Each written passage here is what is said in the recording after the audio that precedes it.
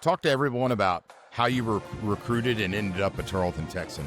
Tate Witten, who's actually the receivers coach here now, and was like, hey, man, my name's Coach Witten. I'm down here at Tarleton. Would love to jump on a call. And I told him I don't know where Tarleton is or anything about it, but I'm coming. I don't care what you got going. I'm coming. And the rest is kind of history. But it was at the right time. I needed to get out of Buffalo. My mom had just passed away, and I was really looking for a way out.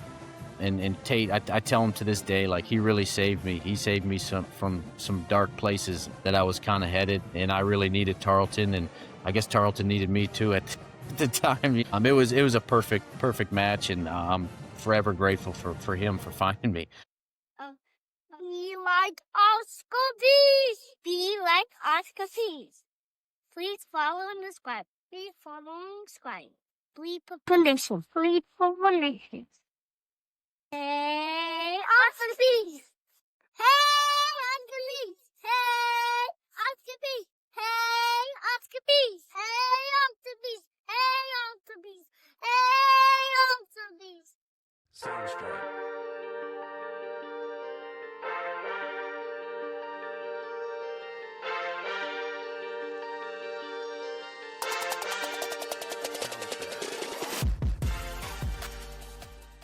And welcome in, everyone, to Bleed Purple Nation, the podcast made for Tarleton fans by Tarleton fans. I'm your host, Casey Hogan, and hope everybody's having a good week and hope everybody enjoyed Tarleton Texan football this past weekend. Tarleton athletics, boy, a lot going on. You had Tarleton men's basketball hosting TCU in the first ever basketball game in the brand new ECU Center.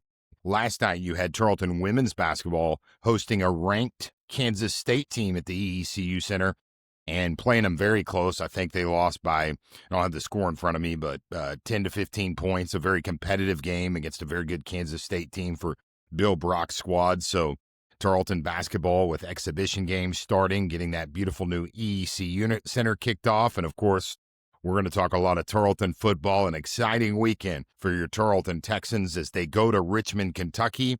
As the number 3 team in the nation, they go to a stadium in Roy Kidd Stadium that they never won in. They were 0-2 all-time there, 0-3 all-time against Eastern Kentucky, and Tarleton got a huge 31-7 win to improve to 9-0, a perfect 9-0 on the season. Let's break down that game. Again, this is episode 6 of Bleed Purple Nation, and we're going to start, and I'm going to break down the win over Eastern Kentucky.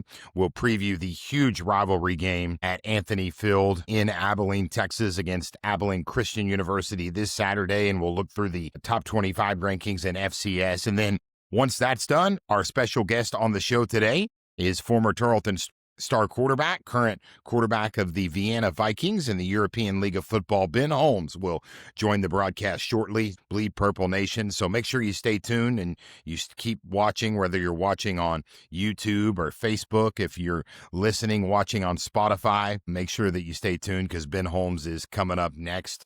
And again, make sure you like and follow Bleed Purple Nation. It's just so important that we continue to build up our subscriber count. So if you're on YouTube, subscribe to the YouTube channel, Bleed Purple Nation. If you're on Facebook, like our Facebook page, Bleed Purple Nation.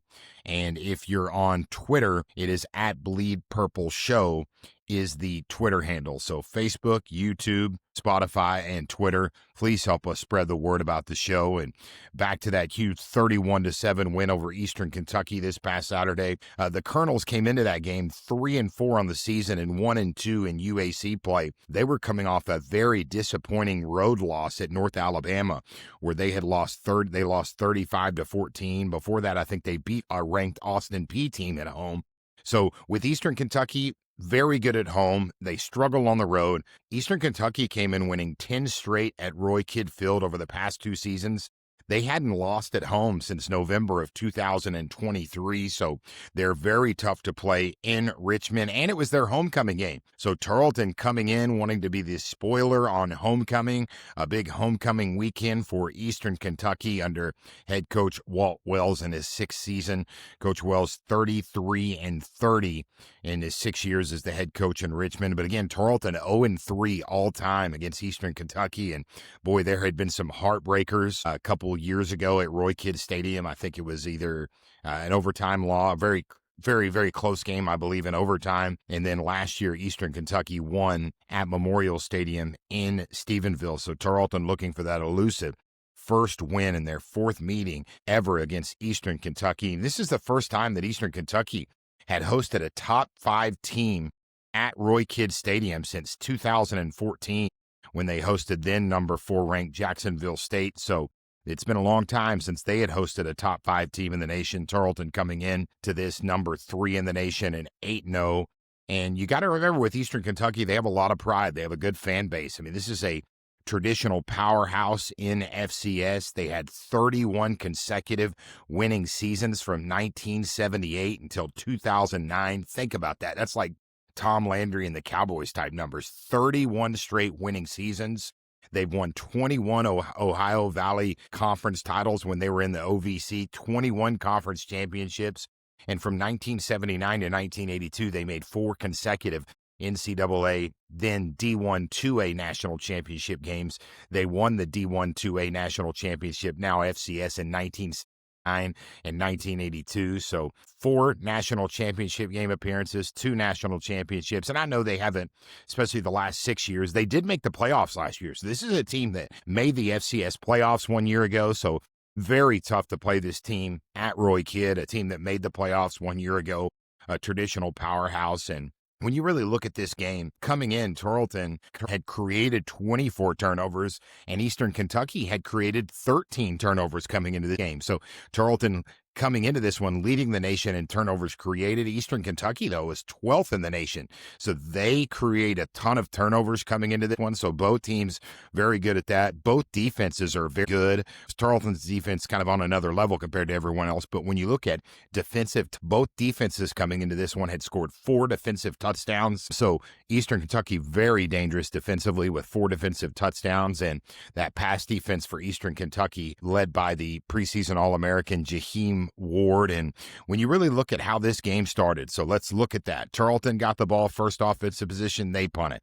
And then Tarleton would force Eastern Kentucky to punt. They would actually force Eastern Kentucky to punt on their first 2 offensive possessions. So I believe Eastern got the ball first, they punted, then Tarleton 48 it, punted, and then Eastern punted again. And then finally the 4th drive of the game, Tarleton's second offensive possession of the game, they went on a 48-yard drive that took 8 plays, and it was capped off by a 1-yard touchdown run. Daniel Greek, how about Daniel Greek, the backup quarterback's coming in inside the 5-yard line and running as the short yardage quarterback to try to run it in. He had 2 rushing touchdowns in this one, and with 3:43 left in the first quarter, Daniel Greek got that touchdown. Tarleton went up 7-0. Then Eastern Kentucky would come right back on their next offensive possession. They went on a 10-play, 60-yard drive that was capped off by preseason all-conference running back Braden Latham.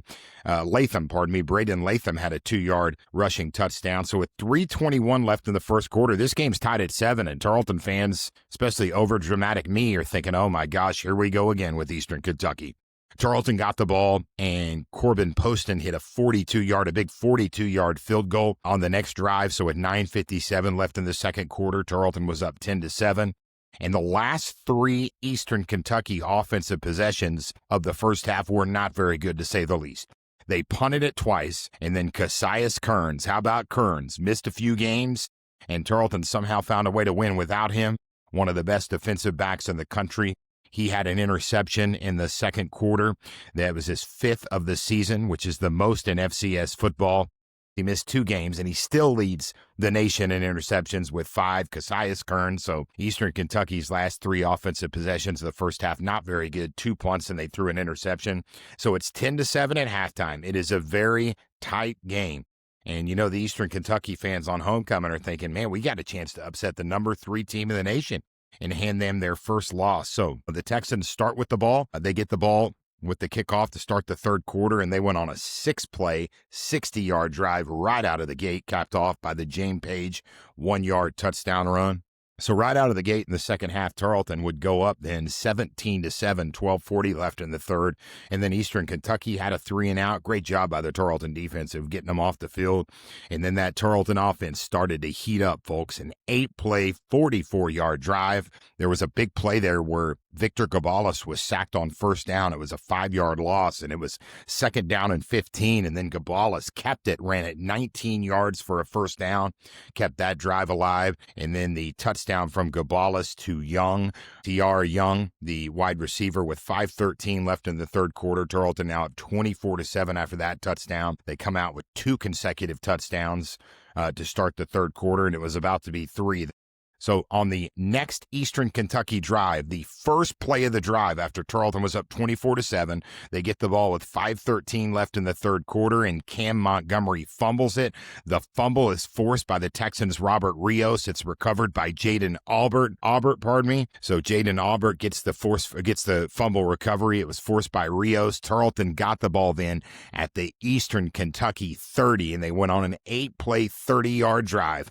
And then Daniel Greek. By the way, we're recording here at the Bleed Purple Nation studios in Argyle, the hometown of Daniel Greek, who played at Liberty Christian. And then Greek would get a 1-yard touchdown run to cap off that 8-play, 30-yard drive after that fumble by Montgomery that was forced by Rios, and Tarleton made him pay. And right out of the gate in the third quarter, Tarleton scores 3 straight touchdowns after Daniel Greek's second rushing touchdown of the game. Tarleton is then up 31-7. And they would force a couple more turnovers in the fourth quarter. Eastern Kentucky fumbled it on the opening drive of the fourth quarter. So that would be their 3rd turnover of the game, their 2nd in the second half. And then Tarleton just kind of played keep away, was pretty conservative offensively. You're up 31-7. You don't want to turn it over. They didn't. They played smart.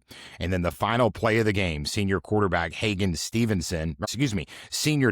back Hagen Stevenson for Tarleton intercepted an Eastern Kentucky pass. He returned it 83 yards. He almost took it to the house, but he was tackled short of the goal line. So Hagen Stevenson with the interception, Tarleton creating their 4th turnover of the afternoon, and the clock would expire on that interception return, and it was a final. Tarleton won a big win, 31-7 over Eastern Kentucky, the first ever win over the Colonels in the 4th matchup between these two teams. The Texans improved to 9-0, and how did it happen? Just a couple nuggets for you. Well, Tarleton won the turnover battle 4-0. That is huge. We talked about Eastern Kentucky came in top 15 in the nation, creating 13 turnovers per game. Tarleton came into this game leading the nation in turnover margin and turnovers gained. And after this game, Tarleton has now gained 28 turnovers. They've created 28 turnovers. Tarleton has turned it over 4 times this season. Folks, the Texans have a plus 24 turnover margin after this game, heading into this Abilene Christian game. That is first in the nation. That's unbelievable. I mean, if you're plus 24 on the turnover margin after 9 games, you're usually going to be undefeated, and that's exactly what the Texans are. That is the biggest reason when you look at this Tarleton team, in my mind, while they're 9-0, is that turnover margin, and they made Eastern Kentucky pay with creating 4 turnovers. Tarleton did not turn it over once. The Tarleton offense outgained Eastern Kentucky 413-189, and you really got to give a game ball to Tyrone Nix and the entire defensive coaching staff and all of the student athletes on the defensive side of the ball as they hold Eastern Kentucky to 189 total yards. They force 4 turnovers in this game and hold them to 7 points. Tarleton was 4 of 4 in the red zone. All 4 of those red zone trips were capped off by touchdowns. Time of possession favoring Tarleton 38 minutes to 22 minutes. So they were good. They did a good job of keeping offensive drives alive, keeping their defense off the field. And then when the Tarleton defense was in there, they were fresh. They weren't worn down. That time of possession is absolutely huge. And what do you say about the third quarter?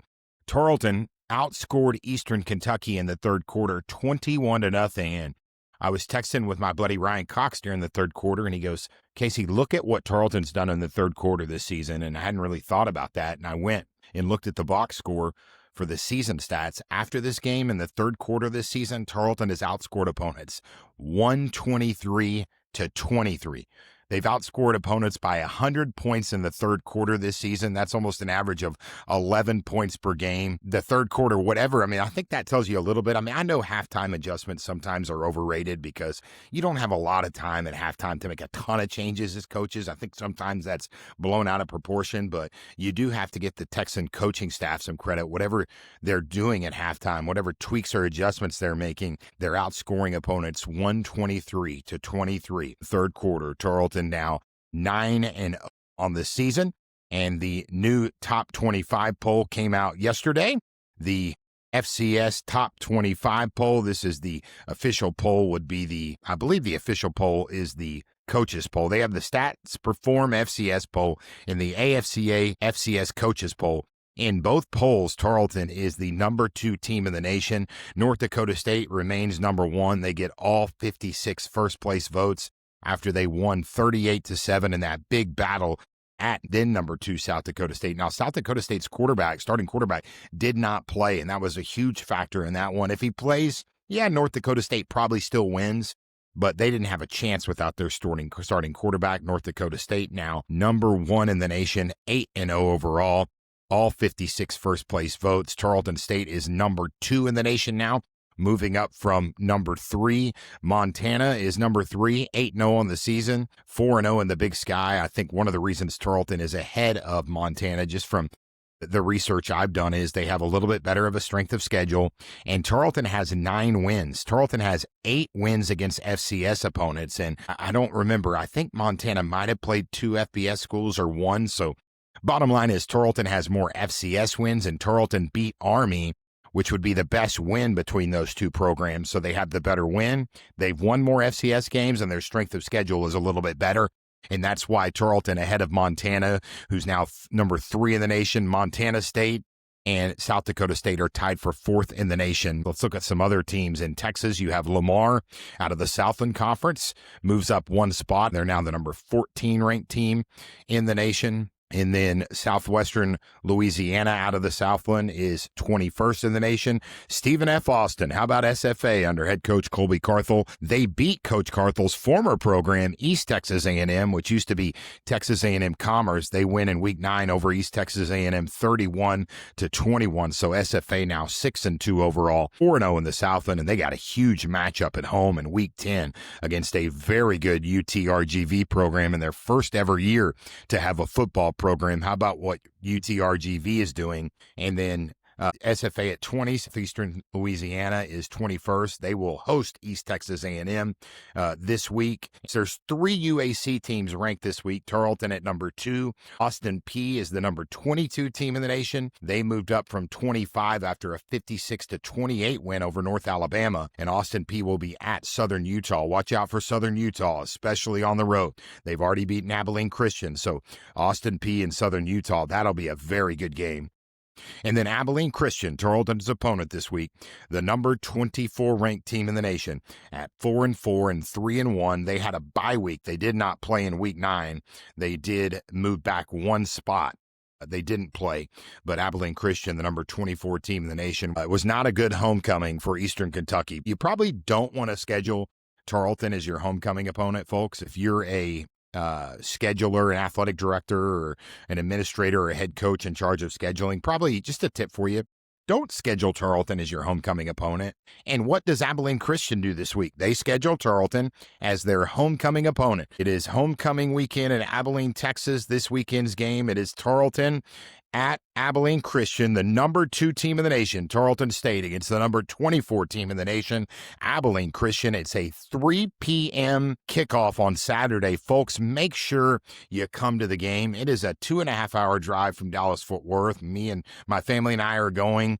If you're in Stephenville, it's an hour and a half. It is a short trip, and we need a lot of Tarleton fans. We need the real purple and white in the stands. 3 o'clock kickoff. You can buy your tickets at ACUSports.com, and there will be a Tarleton alumni tailgate starting, I believe, at noon or 1, right across from the end zone. They've found a parking lot, so go to the Tarleton Alumni Association social media pages or go to the Tarleton Alumni Association website, and you can get the address of that tailgate. I would try to look it up here, but, knowing me, it'll be a disaster, but I'll try to look it up for you real quick. But really excited about that tailgate. It is from 11 to 2 o'clock this Saturday, November 1st at 836 East Ambler Avenue. The Tarleton Alumni Association and the Tarleton Parents Association will host a tailgate. You can park, I think, there for $20, which is a heck of a deal in tailgate. So make sure you get out on Saturday to Abilene at 11 o'clock for the tailgate party right across from Anthony Field and Wildcat Stadium. So we'll see you at the tailgate from 11 a.m. to 2. The kickoff is at 3 o'clock. And let's take a look at this matchup. A rivalry game, a huge rivalry between these two teams that for so long were in the Lone Star Conference and battled each other in Division II. Abilene Christian's final year in the Lone Star Conference was in 2012. Ironically enough, they joined the Southland Conference in Division I FCS in 2013, and Tarleton played Abilene Christian in 2013. I was the play-by-play voice that year, and we had a game in Frisco at then Toyota Stadium, Major League Soccer Stadium. It was the first year that Abilene Christian was in Division I. I remember Aaron Watson is an ACU alum. He was going to do a pregame concert for both sides of the, in the end zone, a pregame concert for Tarleton and Abilene Christian fans. It was a big game for us because we're playing an FCS team, a team that just left our conference, a rival. And in Abilene Christian's first year in FCS, Tarleton won that game in Frisco. It was a rainy day. It rained out the Aaron Watson concert. They played the game. Tarleton won in 2 overtimes, 41-34. And then the two teams would not play each other again until I believe 2021 or 2022. I don't have it in front of me, but they played since then 4 times. So they played 4 times as FCS opponents. And I believe it might have been 2020 was the first meeting they met as FCS opponents. For whatever, doesn't matter. They didn't play each other for at least 7 or 8 years, and then they've met 4 times now as FCS opponents and has struggled. They're 1-3 against Abilene Christian since 2020, and Tarleton did win in Abilene in 2023, 31-30. But last year, Abilene Christian came to Stephenville Memorial Stadium and had a party. They beat the Texans 35-31, clinching the UAC championship. That was a game pretty much for the United Athletic Conference championship game, and Abilene Christian came to Stephenville and won by 4, and they celebrated on our field at Memorial Stadium. You can bet Todd Whitten's team remembers that, and they're going to be ready to go in this game from Anthony Field and Wildcat Stadium. A couple nuggets in this game, looking at some of the weaknesses possibly for ACU. Now, this is a very good Abilene Christian team. Yes, they're 4-4. One of those losses was to an FBS opponent, Tulsa. So you take away that FBS loss, they're 4-3 overall. They're 3-1 in UAC play, and they've had some impressive wins. They beat Stephen F. Austin, a ranked team, 28-20 in week 2. They go to TCU and they only fall by 21, 42-21. So I take that back. They're 4-4. 2 of those losses were to FBS teams. So they're 4-2 against FCS. If you think this game's going to be easy, A, it's a rivalry game. It's never easy. B, yeah, they're 4-4, but 2 of those losses to Tulsa and TCU, they played TCU close. They only lost by 21. So really, they're 4-2 against FCS opponents, 3-1 overall. They beat Austin P at home, the number 18 team in the nation at the time, 45-31. They did lose to Incarnate Word. That's a bad loss. Incarnate Word was ranked 24th at the time. Back on September 27th, they lost 38-7, but the wheels have fell off for Incarnate Word. Since then, they're certainly not a ranked team. Beat North Alabama in Abilene by 29 points. They beat West Georgia, who is the number 21 team in the nation, at West Georgia, 30-13. We know Tarleton beat them by 30-35 points at homecoming a couple weeks ago. They did lose in their last game at Cedar City at Southern Utah, 31-24. They had a bye week last week, but I don't put a lot of stock into that. I don't necessarily think that's a horrible loss. I know most people would say Southern Utah's record, I think, is probably like 1-5 at the time. But if you look at the teams that Southern Utah's played, they've had a tough schedule, and they have played some tough teams and played them down to the wire. I think Southern Utah is probably the best 2-5, whatever they are, team in the history of FCS football. So they are coming off a loss at Southern Utah, but a very dangerous Abilene Christian team that is led by senior quarterback Stone Earl. Listen to these stats. He's 165 of 241 passing for 1,877 yards and 15 touchdowns. He's first in the UAC and 14th in the nation in pass completion percentage at 69%. And so he is a very good quarterback. Those 1,877 passing yards are first in the conference and 14th in the nation. But he has thrown 8 interceptions on the season, 15 touchdowns and 8 interceptions. So watch that. Tarleton leads the nation in interceptions. They've intercepted the ball defensively 18 times. So that could be a big factor. We look at red zone defense. So back to that matchup, though. It is a very good quarterback matchup. That is my matchup to watch between Stone Earl, who's played at Marshall in North Texas. He's played at 2 FBS schools. He started at Abilene Christian. His freshman year, he started 7 games and threw for like 1,400 yards and I think like 12 touchdowns and 3 interceptions. And then he got hurt. He was at ACU a couple years. Then he transferred to North Texas. He played at UNT. And then last year he played at Marshall and played significant minutes. So he's been battle tested now at his 3rd school, back at Abilene Christian. A very good quarterback, Stone Earl. And of course, he'll take on the 3rd-year signal caller for the Texans, Victor Gabales, who has 16 touchdowns and just 1 interception. That is unbelievable what Victor Gabales has done to protect the football. 62% completion percentage, throwing it for 1,441 yards. But remember, he's done that 1,441 yards, 16 touchdowns, and 1 interception, basically in 6 games and 6.5 games, because he was hurt in 1 game and he missed half of that one, and then he didn't play in the games. I think Utah Tech and Southern Utah, he did not play. So in basically 6 games, Victor Gabales has 1,400 passing yards, 16 touchdowns, and 1 interception. So that's the matchup for me to watch, Stone Earl and Victor Gabales. And a couple nuggets on this one. ACU is going to have to limit turnovers. They have lost the ball 12 times. They've had 12 turnovers this season, 8 of those 12 Stone Earl interceptions. And we know Tarleton, with that plus 24 turnover margin, the best team in the nation in creating turnovers and limiting turnovers. So that's something to watch. Can Tarleton force ACU into some turnovers? Last week, Eastern Kentucky was very good in turnovers. They had created 13 turnovers, had a good turnover margin, and Tarleton went in and won that turnover battle 4-0. So that'll be a big one to watch. Red zone defense is a weakness for Abilene Christian. They allow opponents to score 93% of the time. That is 8th in the conference, 115th in the nation. Tarleton very good in red zone defense, holding opponents to 68% scoring inside the 20. That is 1st in the conference. So watch out for that matchup in the red zone. Also, Abilene Christian has struggled on 4th down. 4th down defense this year, they're allowing opponents to convert 74% of the time. So that's something to watch out for, because Tarleton's very good at limiting opponents on 4th down. And do Adam Austin and Todd Whitten go for it on 4th down a little bit, knowing that ACU has struggled? So those are some of the things to watch out for in this game. Turnovers are always going to be huge. We'll take a look at red zone defense, if Tarleton can exploit that weakness for Abilene Christian, and then see if Tarleton maybe goes for it on 4th down a little bit more, knowing that ACU has really struggled there.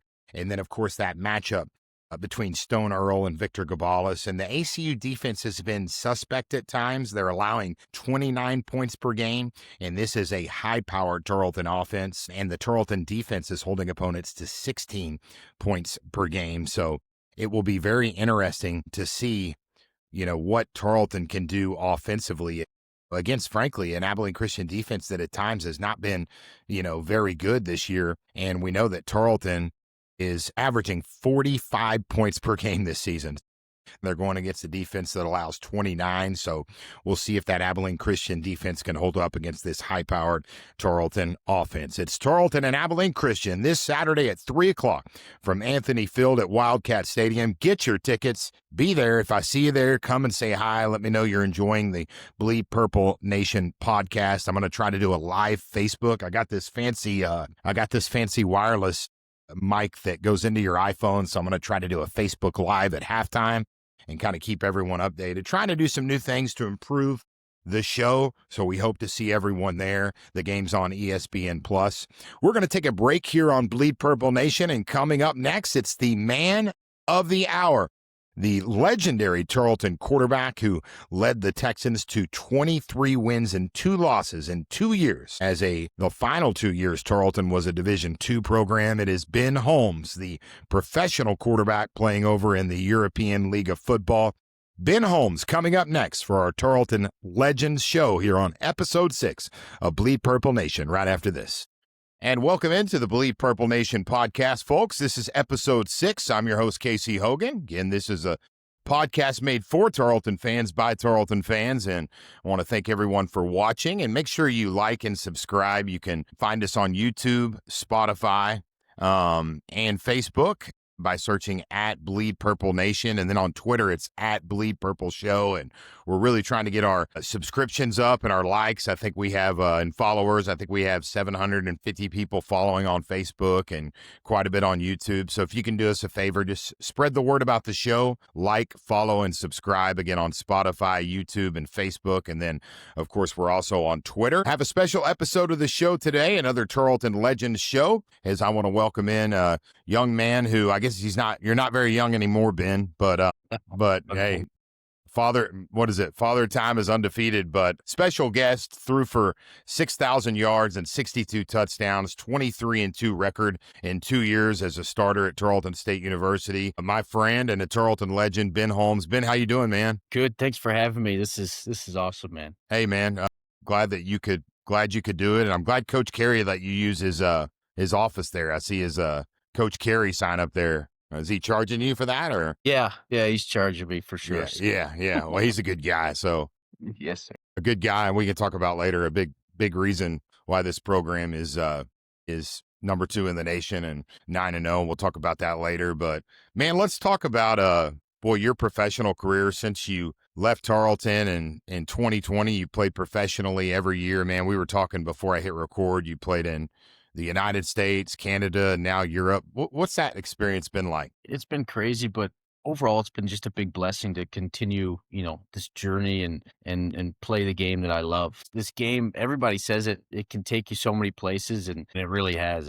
It's taken me all over the States, like you said, different parts of this country, but also of other countries as well. So overall, it's just a big blessing. And I'm old now, but I'm still able to throw the ball around and make it my job. So it's awesome. Yeah, you definitely can still throw the ball. I was looking at your stats from Vienna last year, and I have your combined 2-year stats, 5,000 yards and 74 touchdowns over the last 2 years. So you definitely still got it, my friend. What's it been like, man, living in Europe and being in Vienna? Because I know it's a lot different from Texas or even New York. Yeah, it is. It's, it's just a slower paced, style of life. Everybody's kind of laid back, but it's awesome. Like, my kid goes to school there. Everybody over there has embraced us with open arms. I got people I'm going to call my best friends over there for as long as I live. I got guys from Finland that I talk to every day, and I got guys over there that I talk to almost daily. So it's been awesome. My wife, Jennifer, she comes over with me for 5 months, and my 2 kids, Kari and Claire, they're there as well. So we fully embraced the European lifestyle over there. And, it's just it's hard to explain. It's just a different way of life, and a little bit easier paced, but it's awesome. And we have a lot of fun over there. So. What's been the biggest adjustment, man, like going from America to Europe? Was it transportation, food, climate? What would you say? I think you said it. Transportation. The first day I got there, I was like, okay, I got to take the 71 train to the 18 to the U3, get off here. It's like, what am I doing, man? I've never, where's my car? I just got to hop in and go down the road. But you get used to it after a while, and it's an easier way of transportation in the big city. And we've gotten used to it, and my daughter always looks forward to getting on the train going to schools. It's a little bit different than Stephenville when you get in your offensive lineman's pickup truck and go to Allsups or something. Because you Yeah, need that's a right. vehicle everywhere you go there, right? I mean, Yeah, especially here in Stephenville, man. You can't walk anywhere. And if you do walk, people are kind of looking at you funny, like, why is this guy walking down the road? what in the world is this guy doing, man? Why is he not driving? Yeah.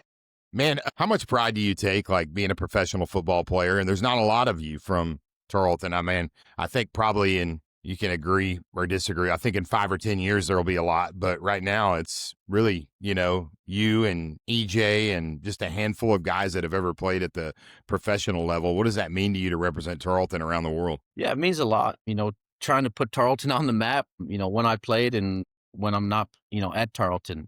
So it's cool. It's cool for me to, to wear the purple and white proudly wherever I go. And, I always try and wear a Tarleton shirt or shorts, pregame or anything like that, just to try and give them a little bit of publicity. But, big Darius Cooper over there in Philly and EJ are Yeah, I representing forgot well. Darius. Yeah. He got activated this week, I saw, didn't he? Yeah, he got in there. He made some good blocks. I don't know if he caught any passes, but shoot, man, all that matters is he's out there and he's able to play, and his opportunity was called upon him, and he answered it. And same with EJ. That guy's just a freak of nature. He was a freak when he was here, and Yeah. he's still doing his thing in down in Houston. I obviously never got to that level, but I'm still able to call myself a professional and whatnot. So, I'm doing what I can overseas and up in Canada and whatnot, trying to put Tarleton on the map. You're doing a heck of a job, man. And speaking of that, over the last 2 years for the Vienna Vikings, the European League of Football, you've thrown for over 5,000 yards, 74 touchdowns, just 10 interceptions. I believe y'all went to the European League of Football championship game this year. How did the experience at Tarleton prepare you to be a professional and play at such a high level? Yeah, I think when I was here, it was a high level of football too, right? It was D2 when I was here, but back in the day, the D2 ball was really good. It was all the bounce backs that couldn't make it D1. Now there's some rules that have changed and what now in JUCO football and, the damn portal. But that's just a different story. But yeah, it's, the pace of play I thought was going to be vastly different, but it really wasn't. We had guys here like Zamari and JF and McCants and all the stars that were just as good, if not better as some of the guys I was playing with in Canada and in overseas. So I think, the pace of play and how Coach Witten approached, getting us prepared and watching film and film study, it really prepared me to take that next step, as not a football player, but as a quarterback too. Once you get up to that level, you got to figure out a lot of different stuff than, just reading the safety. So it was, I'm super thankful for that time that I was here and for those 2 years. And I always look back and say I wouldn't change it for the world, Absolutely. And I know before we started recording, we were talking a little about some of your mentors and people that have helped you professionally and personally. And we were also talking about some of the great players that have played in Europe. And we talked about Kurt Warner, and you have a relationship with Kurt Warner. What's it been like to get to know him? Because obviously he's one of the best to ever play quarterback. Yeah, it's been awesome. When I went out to Arizona to play in that arena league, I got to meet him, and we just kind of had this weird little, bond. I think it was kind of the same story, almost kind of overlooked, maybe a little bit undersized. He saw that I was trying to grind my way, for an opportunity, and he kind of latched onto that. And over the years, we've just built a really good relationship, and I've been out to his house a few times to study ball and work on my craft. And he's such a student of the game. His mental capacity for football is something that I don't know if I'll ever reach, but you try and emulate that. And he's been such a good mentor to me over the years, and always is there. You always see him on TV or calling a game or whatever, and you can text him and he'll text right back. So that's just type of guy he is. He's always going to welcome you with open arms, and it's someone you definitely look up to and aspire to be like someday for maybe the next wave of guys that come through Tarleton or wherever. That's pretty cool. I mean, not too many people that played football at Tarleton State have Kurt Warner on speed dial, and he texts you back immediately. My own wife doesn't even text me back, so you got Kurt Warner texting you back, man. So, but on a serious note, you talked about with you and Kurt kind of being two guys that were overlooked and not a lot of people we're recruiting you to play college football. You're from Orchard Park, New York. I know a lot of people know your story, but there's a lot of new fans to Tarleton that this thing's really blown up the last couple of years that don't. You played junior college ball at Nassau Community College. Talk to everyone about how you were recruited and ended up a Tarleton Texan. Yeah, so I think it goes back to high school, right? I played receiver in high school. Didn't really play much quarterback, and then Coach Ossovic down at Nassau, he found my film and wanted me to come play receiver and be a punt returner or whatever. And I started throwing the ball back in receiver drills, and he's like, "Nope, you're over here with the quarterbacks." So I did my 2 years there, and then I was originally signed to Stony Brook University, a little FCS school out there in Long Island, and I just wasn't able to, it's more of an academic school, and I really wasn't up to par with my academics there in junior college level, and I was just at home, and I was looking for a job, to be honest, and I get a little Twitter DM, or I don't know what they call it, an X, Twitter, whatever something. it is. Yeah, Yeah. I get a DM from Tate Witten, who's actually the receivers coach here now, and was like, "Hey man, my name's Coach Witten. I'm down here at Tarleton. Would love to jump on a call." And I told him, I texted him back, "Coach, I don't know where Tarleton is or anything about it, but I'm coming. I don't care what you got going. I'm coming." And it was kind of took a couple months here and there to get it started. But I think I came down in July or August of 27, and the rest is kind of history. But it was at the right time. I needed to get out of Buffalo. My mom had just passed away, and I was really looking for a way out. And Coach Whitman, Tate, I tell him to this day, like, he really saved me. He saved me from some dark places that I was kind of headed, and I really needed Tarleton, and I guess Tarleton needed me too at the time. It was a perfect match, and I'm forever grateful for him for finding me. I don't know how he did, but he did. Yeah, well, maybe we'll have to get him on the podcast and ask him how he found you and how he found Zamari Manning, because Yeah, man, Tate Witten's found some good players, hasn't he? Yes, he has. I think All of us, I think, right? Yeah. He's actually had Coach Witten on the show about a month ago, and I asked him about Tate and his ability to recruit, and I said, "Did Coach, did he learn that from you?" And he just started laughing, and he told us a little bit of your story and about how he recruited Zamari, and man, just such an awesome story that you were able to find Tarleton, and like you said, Tarleton needed you, you needed Tarleton, and boy, it was a lot of fun. And let's talk about that, man. In 2017, you were here, but you didn't play. You were on the practice squad. There was a really good quarterback. We were talking. Sometimes I think people forget about him because the team wasn't a playoff caliber team. But when he was quarterback, boy, Zed Warner was the starting quarterback for 4 or 5 years and holds a number of records in Tarleton history. What did you learn from Zed that year? Yeah, so I came down, and I really wasn't sure what I was getting myself into. I had never come or been to Texas, let alone at the level of, kind of on my way down. I kind of looked up the Lone Star Conference and was like, okay, we're kind of middle of the road, but it's Commerce, and it's Angelo's usually pretty good. And then I get out here and start throwing, and Zed, he's a funny dude, man. And he comes out in his jean shorts, his boots he just had on from work at the ranch he had, and he just starts throwing these seeds, and he had the strongest arm I had ever seen, like just throwing as hard as he can. But he had a really good approach to the game. He was kind of a goofy guy. He just looked like a country dude riding a bull or whatever, coming off and coming right to practice. I think he probably did. I mean, he probably was. But just his attention to detail, every day. Obviously, at any level, you got to prepare and you got to be ready for what's to come ahead of, for the game and whatnot. And I had never really been a part of that portion of, football.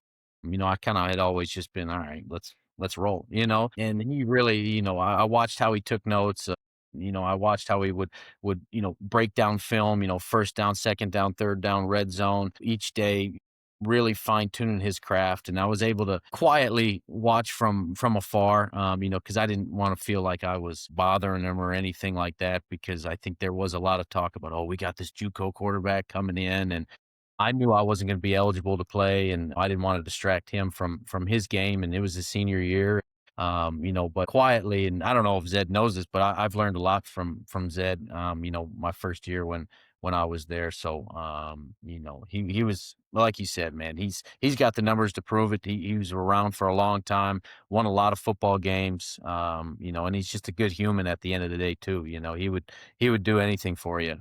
Yeah, no doubt. And a guy that loved Tarleton and represented the school well. He got a nugget here on him. He threw for 8,243 yards. So that's number one in school history. So Yeah, pretty that's impressive. Let's fast forward. Then 2018, you become the starter. Man, I wish we had time to talk about all the games. You win the outright Lone Star Conference Championship. That's actually the first time in school history we had won it outright. And there was a little rivalry that season and the next season with Texas A&M Commerce. They had won the national championship under Colby Carthel the year before. You meet Texas A&M Commerce in the second round of the playoffs. I remember the first game of the 2018 playoffs, we hosted Azusa Pacific, I think, and if I'm right about that, and it was not much of a game. No knock on those guys. It was a blowout. But you knew in the second round it was going to get real tough. Commerce comes into town. How big of a win was that for the football program? Yeah, I think it was really big, but I think it started, that first game we played them in 18, because I think they were still undefeated at the time, and they were coming off, like you said, that national championship. So I think for us as a unit, that was like, okay, we're good, but how good can we be? And we had to go to Commerce, and it was a little bit of a rainy game, and it was kind of back and forth, but I think after that game, Coach Witten knew, and looking back, obviously, now I think we knew we were, a force to be reckoned with. And then, getting into the playoffs was huge for Tarleton, just let alone, obviously going as far as we did, whatnot. But, winning that first game, like you said, against Azusa, good bunch of guys, that leave it at that. But then getting to that Commerce game, we knew it was going to be a dogfight. I'm not really sure if we're real liked over there at Commerce, and I know we didn't really, like them, as opponents. But, Carthel, man, he does such a good job with his teams, getting them ready to go. And, like I said previously, D2 was just different. They had bounce backs. Like that whole defensive line they had was from Oklahoma State. Like, I don't know how they got them there, but they did. And they were big, they were fast. They weren't afraid to hit you and let you know about it either. So that was the type of games we had with Commerce, but it was really big for our school and for the program. I think from that game, in that season, I think the trajectory of Tarleton football kind of went up from there. No doubt. That was I think, fourth time, and I think Tarleton became a Division II school in 1994, and in 24 years, that was the fourth time that the program had ever made the playoffs. And it was the first time that you ever made the third round of the NCAA playoffs when y'all beat Commerce. I mean, that was the first time Tarleton had ever gone that far in the playoffs. And you would travel the following week to Mankato, Minnesota, to face the number one team in the nation, Minnesota State Mankato, in the third round. And you were there. You had a little tougher job than I did. I think I just had a few brewskis and watched in the stands, but I was there and I saw you guys out there. I mean, it was obviously the end result was not what we wanted, but it was probably one of the most memorable games you'll ever play or watch, in the infamous Blizzard game. What do you remember most about that one? Yeah, how cold it was, right? Man, it's crazy. And I'm from Buffalo, man, but that was a different type of cold. And what was really weird is if you look at pictures of pregame, there was no snow on the ground, and then all of a sudden at halftime we walk out and there's, man, a foot of snow on the ground. It's like, what just happened? But there was no snow. There was no snow at kickoff, right? I mean, no snow, like, whatsoever. Yeah, that's what I thought. And then boom, we just get hit with this damn blizzard, like you said. And, and I'm not so sure how much snow, the Texans have ever seen in their life, and it maybe played a part in it a little bit, but, kudos to them. They had a good team that year too, and a really good running back. But, you look back at that game and, looking back at it now, obviously, what a cool experience that was to go up there, embrace everything that we embraced, and we almost pulled it off. And, just a cool atmosphere to play in. We were getting hit with snowballs, and it was just crazy. Yeah, you're up 10-0 at halftime, and then the blizzard, the skies really opened up, and then fell on that one 13-10. And I mean, they could have plowed the field at halftime, because I think it actually started snowing in the second quarter, and they could have. But let's just be honest. If you and I were at Mankato, we wouldn't have plowed the field, would we? No, I definitely would not have. Not for a team from Texas, and certainly played a played a factor. And let's also be honest. I mean, I know you got to give them credit and you're a competitor, but if you play that team on a dry field in Texas or on a neutral field, you probably win that game, don't you? Yeah, I think so. I didn't see too many teams that year running with us.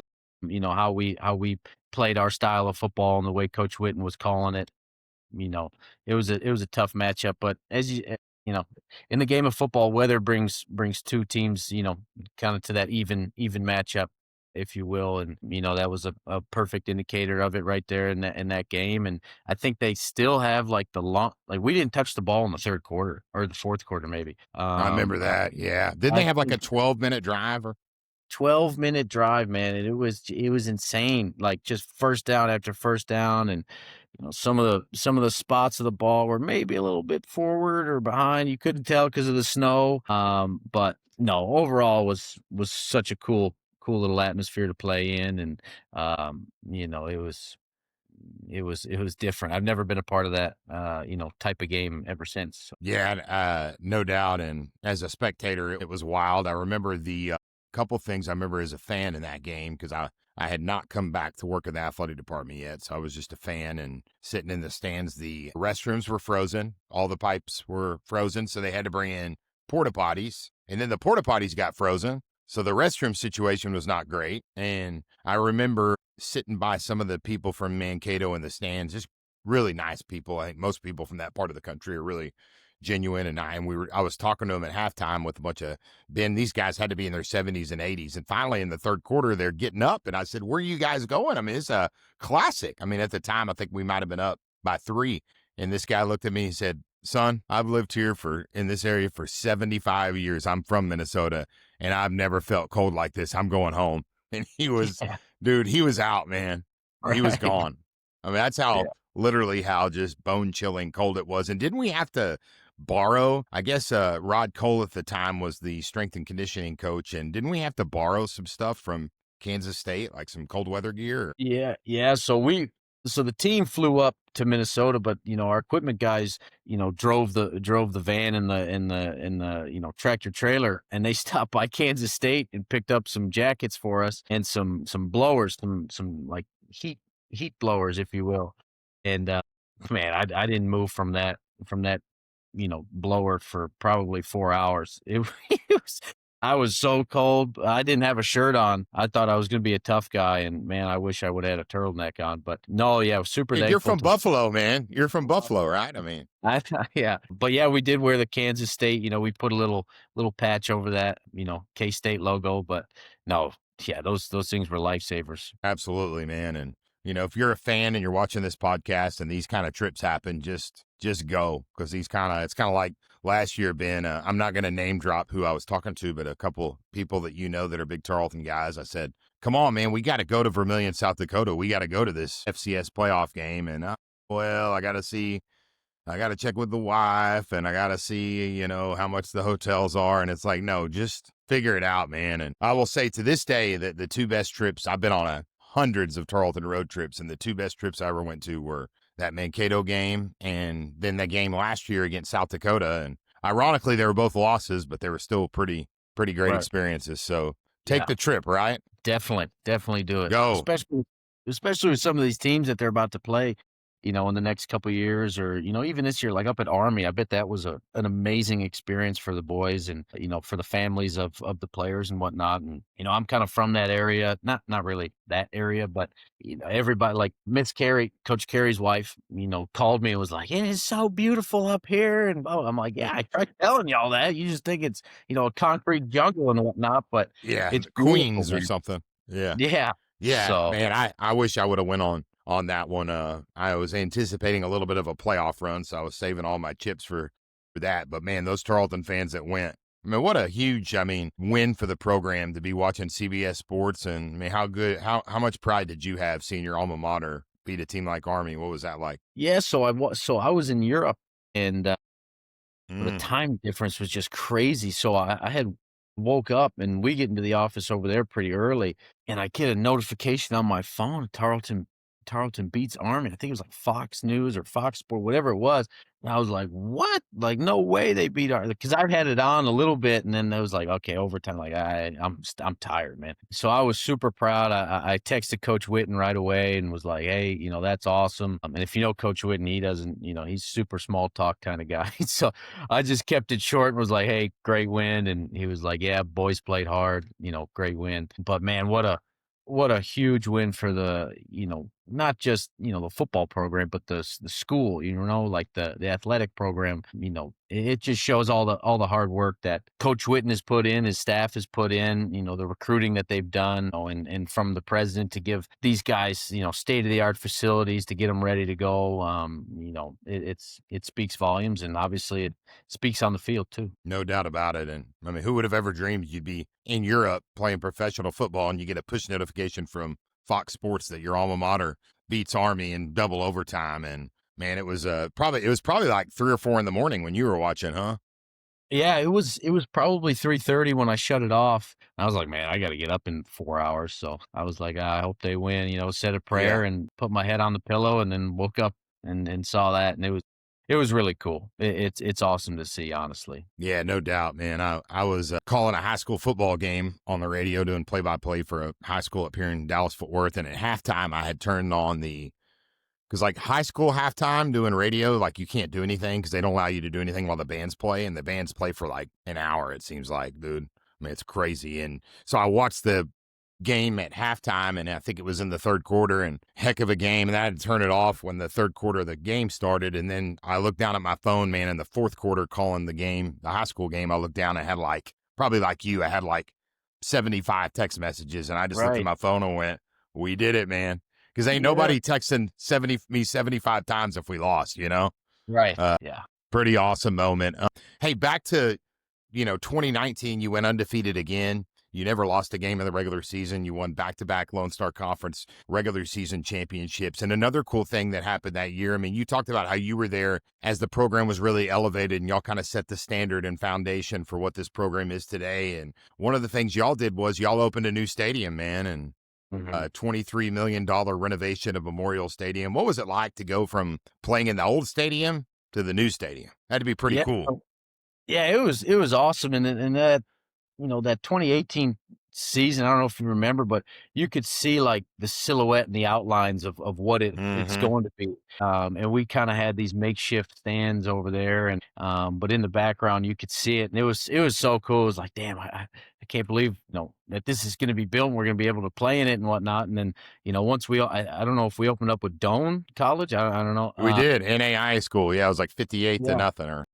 Yeah, and it was so cool, running out of the tunnel there, and seeing all the fans in the stands. It was like, oh my gosh, this is crazy, because we were able to see it. The guys that had graduated with me, we were able to see it from when it was just being built. So that was awesome. And even now, like you go over there today, and it's like, holy smokes, man, this place is really grown, and it's cool to look back and say, like, we had a little part in it, and then being able to see it for the first time full was pretty cool. It was a special moment. Yeah, I bet, man. Being on the field against Doane that day in 2019 had to be pretty cool. It was cool being there. And sometimes I think back to, I think the first year I covered Tarleton football on the radio was like 2006, man. And I think back to even before in 2018, what that stadium used to be and what that environment used to be. It wasn't a bad, and I'm not knocking like Division II football is great. We always had a good fan base, right? But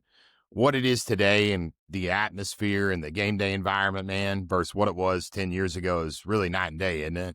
Right. Yeah, it really is. And, in 19, it started to get a little, bigger, if you will, especially with the new stadium, and we were pretty good, and we were coming off a really good season and whatnot, and every like family weekend was always big, and homecoming was always big. But for those like random games that we would have, like a 1:00 kickoff versus Midwestern, who wasn't real good that year, there was still a couple thousand in the stands, 10,000 in the stands, whatever it is, and it was just cool to see the school and the community start getting behind Tarleton football again. Absolutely. I think that game against Doane, a lot of attendance records have been set over the last, 8 or 9 years. But I think that game against Doane, I had to look back at the box score, but we set an attendance record. I mean, that was a big deal, man. We had, I want to say 13 or 14,000 fans there. And I think the biggest crowd Tarleton had ever had was 9 or 10,000. And Right. man, that was pretty awesome. And along those lines, man, what was your favorite? I know it's a loaded question, man, but what would you say is your favorite memory from wearing the purple and white? I know there's probably a lot of them. There's a couple of them.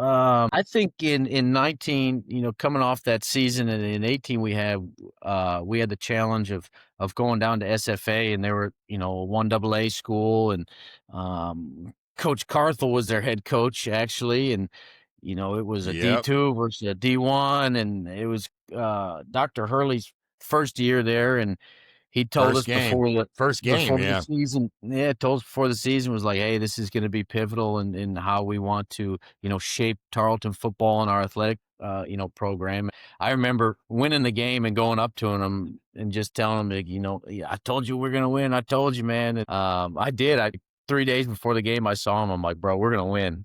And he's like, "All right, like, let's All see what right. happens." So it was cool. There's so many memories, wearing that jersey. But that game sticks out just because I think it was such a big game for us as a program to take a step up in, play or in division and go down and beat them. And I think we had like a offensive record, day, and sticking it to Coach Carthel one last time was pretty cool.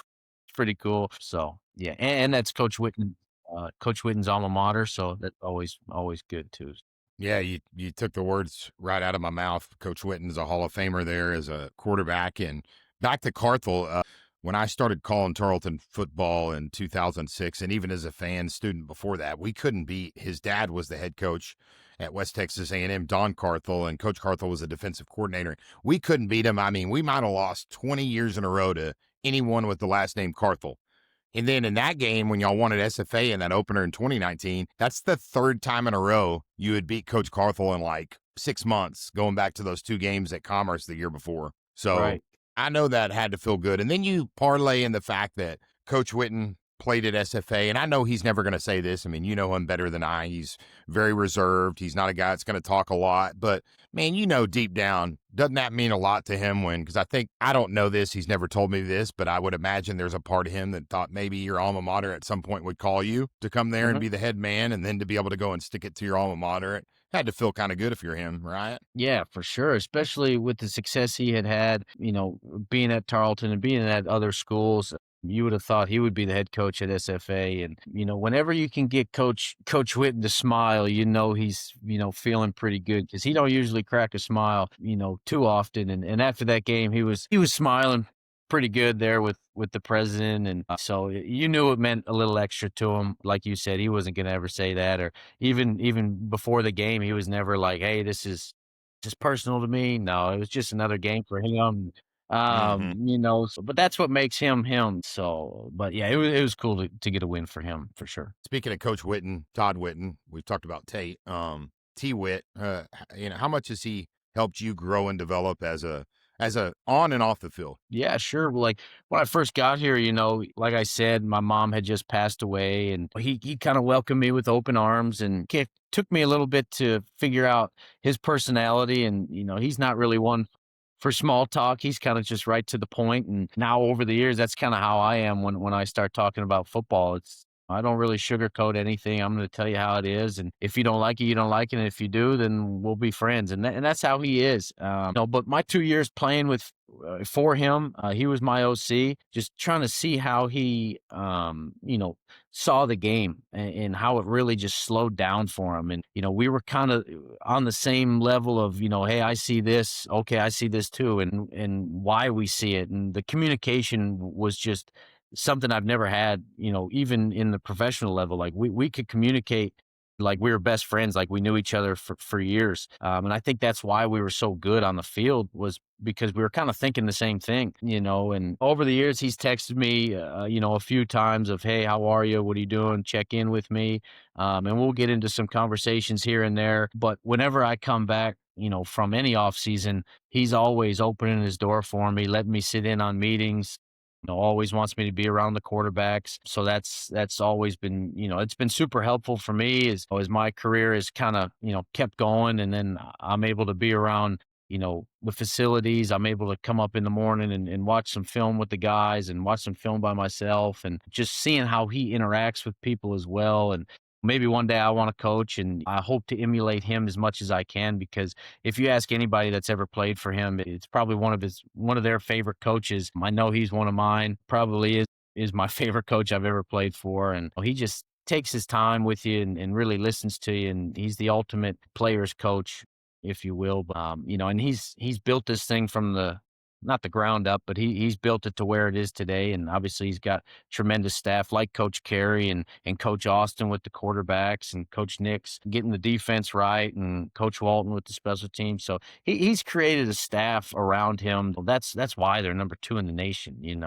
But he's the vocal point of it, right? Everything kind of starts with him and ends with him. And you think of Tarleton football now, you think of Coach Witten.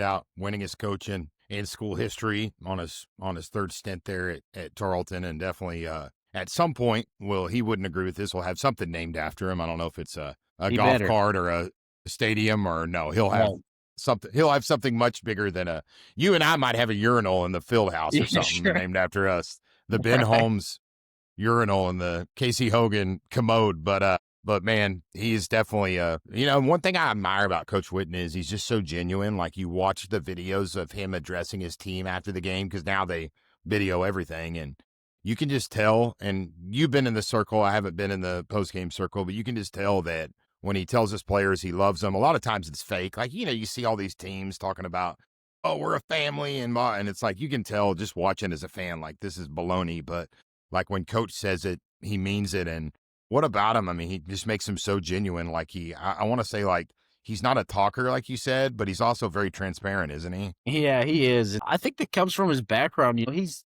as everybody, they got their own stories, dealt with things in his past, but he's come out on the other side a better man. And I think if he can give that message and help somebody that maybe he sees fit, I think he's going to do that. But that's what's good about his lessons, if you will, is, sometimes you walk in there and you want to hear one thing, but, maybe that's not the best thing you need to hear. And he's going to tell you what you actually need to hear, not really what you want. And he's just going to cut right to the point. And, you're not going to leave a meeting or, a discussion with him and scratch your head and be like, what was that? What did he say? What did he mean? How did we end that conversation? No, you're going to know exactly what you're getting. You know exactly what he wants out of you or you want out of him. And I think that's just the best way to communicate, just in life, just tell me how it is. And that's how we're going to roll. And, and when you walk into his office, he's got the Bible open. He's a super, big man of faith. And, I think that speaks a lot, for him, especially what he kind of went through in his past and whatnot. But now he's a God-fearing man, and he's a good family man. He's a great coach. But overall, he's just a really, really good human being. And I think when you can hang your hat on that, you've done a good job. 100%, man. 100%. We're blessed, certainly blessed to have him as our head football coach. Hey, let's talk a little bit, the last part of this show, about the 2025 Tarleton Texans. You're looking at possibly, when your playing career's done, possibly getting into coaching. So you're around the team right now almost every day. You're there in Stephenville. Before we talk about the team, I wanted to ask you about Victor Gabalis, the third-year quarterback for the Texans. He's thrown for 6,816 yards. So I think he's eclipsed you in passing, man. I hope you're okay with that. But Yeah. no, I know I'm messing with you. In his third year, he's got 57 passing touchdowns. You've got 62. So right now he's tied for third with Scott Grantham, 5 away from moving into that 2 spot that you're in. How close are you with Victor, and how much have you seen him grow since he got here in 2023? Yeah. So when he first got here, I wasn't really around because I was in Canada. But his second year, I came around a little bit more. We moved back to Stephenville, and then now this year, I'm able to see him a little bit more, every day. And I think the biggest thing with him was his leadership. When he first came in, he was kind of quiet, shy. Now, if you ever talk to Victor, he's kind of a different cat, but he's a great guy. Like, he's just a really good dude. He's one of the boys, but he gets his team fired up, man. And the first year he really wasn't vocal. He was still trying to find his way in the offense a little bit, to me as an outsider, and now that I'm kind of around it a little bit more, he's really got a good grasp of the offense. Him and Coach Austin really, see each, kind of like what me and Witten kind of did back in the day. And I think that's why they're so good. And Coach Austin is really good at communicating what he wants out of every single play. And Vic is really good at executing that. And getting the guys around him to play a little bit better. And his biggest thing is turnovers, right? I think the first 2 years he kind of struggled with a little bit of turnovers. And this year he's cut them out completely. I think he only has one or two. One. Just one. Really, yeah, that's really big, and that's a credit to Coach Austin, and and really simplifying things for him, and like I said, that communication of what do I need out of this play from my quarterback, and how does the quarterback execute each play to its full potential. So I think this team goes as far as Vic will take them. And I think that's with any team, though. Really, it's not to put any pressure on Vic, but if your quarterback plays well, your whole team's going to play well. Your offense is going to do well. You're going to score points. So I've been really impressed with him. He's got a big arm. He's accurate. He can really drive it down the field. He can fit it into tight windows. He knows when to throw a 1 ball, a 2 ball, 3 ball. He knows how to throw a back shoulder ball. He's able to get away from some things. When Coach Carey's line breaks down a little bit, he's able to find his way and deliver the ball off platform and still be accurate, which is hard, especially in this league. It's hard to find a guy like that. So he's good. He's a good player. If you keep talking about Coach Carey's line breaking down, he might kick you out of his office. Hey, in his defense, it doesn't break down a lot, right? It doesn't break down a lot. It's pretty dang good. Yeah. And one of the reasons this team, what's that? Oh yeah, I mean it's in the size, man. Gosh, could be in the size they have. Man, that's the biggest difference. Is like when you were playing, we had the skill players. I mean, Zamari Manning could play at any FCS he wanted to. But man, just the size of those guys in the trenches, man, it's just like wow. And one of the reasons that they're number 2 in the nation, we just found out yesterday, highest ranking in the history of Tarleton football at any level, and they're 9-0, is the depth that they have. And you look at the quarterback position, I mean, Victor goes out a couple games, Daniel Greek comes in. I'm recording in Argyle, where I live. Daniel Greek went to school here at Liberty Christian, and I mean, what do you say about the job Greek did when he had to come in? Yeah, Greek's great, right? For a backup quarterback to play at his level, I think he could be a starter at most schools in the FCS, right? And that's always a good problem to have as a coach, right? As Coach Austin, would probably say it's a good problem to have when you got 2 competent guys, especially at this level in the game of football. Guys are going to get hurt. It's rare that you're going to play a full season, 100% healthy. But Greek every time his number's been called, he's answered the bell, and he's got really good size, right? He's probably 6'5", 230, kind of more of a pro-style quarterback, a little bit different from Greek. Greek's going to wow you really with his arm, or Dabalis is going to wow you with his arm. Greek is going to wow you with kind of his decision making and how he's okay with just getting 5 yards and a first down, 5 yards and a first down, and eventually those first downs and 5 yards, they're going to, like he's done for a few games, they're going to lead to touchdowns. So he's a really good game manager, if you will. But sometimes when you put that tag on quarterbacks, it gets a bad rap. But game managers win football games, and those are the guys that continue on playing football at the next level. So he's got a bright future, and so does Vic. And I'm interested to see how they both do and how they both develop. Because it's still, I'm buckling in for a long season for them. They still got a few more regular season games, but I hope they make a run deep in the stretch, and especially at the running back position. I think they're on to their 4th running back, James Page. He was a quarterback last year, I believe, and he's really burst onto the scene, give him a little spark of energy that they seem to be needing at that position. And I think he's the 3rd quarterback this year, isn't he? I mean, yeah. So and he's done a really good job. And to your point, man, to me, the most impressive win this season is Southern Utah, because Southern Utah just beat ACU. That was after we played them, but you knew how dangerous they are with some of the teams they played. And come here, son. My son's going to join the broadcast. Just telling me that you want to say hi to Ben? Here. This is impromptu. Say hi to Mr. Holmes. Say hi. Say hi. Hi, buddy. How you feeling? Ben asked, how you feeling? Good? Okay. Do you want to ask Ben a question? What's your favorite thing at Tarleton? You took a picture with them. What are they called? Purple pills. Yeah, that's Purple right. poos. Yeah, you like the purple poos? All right, I'll be right there. Go watch that. I'll be right there. Okay. That's called I'll be right there, son. That's called broadcasting in the moment. My son is Good. sick and he's saying, "Daddy, you've asked too many questions to Ben, man. You've talked too long." But back to that Southern Utah game, man, like they were out Casey Kearns, who might be the best defensive back. He is in the conference, but maybe one of the best in the nation. They're out. They're without a number of players, but they're without Trey Page. They're without, man, I'm the guy from Pittsburgh State, the backup running back. That's really good. His name's Anyways, Page, they're out the too. top two. My mind's gone blank. They're without their top two running backs, Casey Kearns and Victor Gabalis, and they beat Southern Utah. That's an impressive win.